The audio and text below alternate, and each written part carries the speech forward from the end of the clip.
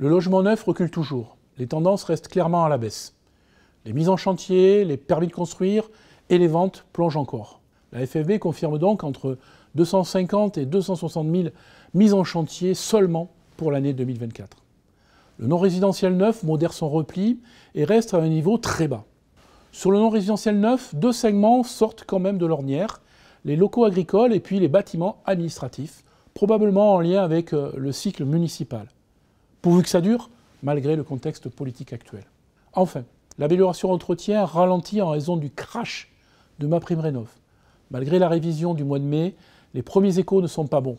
Il faudra attendre le second semestre pour espérer un rebond, mais cela ne compensera sûrement pas le mauvais premier trimestre. Si le marché décroche, l'emploi décroche aussi. Sur le premier trimestre 2024, 25 000 postes ont été détruits. Et ce n'est qu'un début.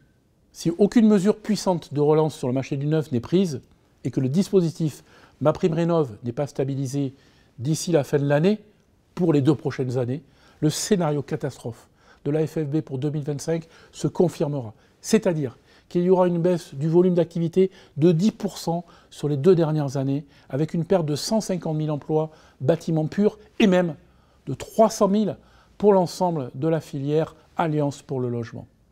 Ainsi, la construction pénalise la croissance française.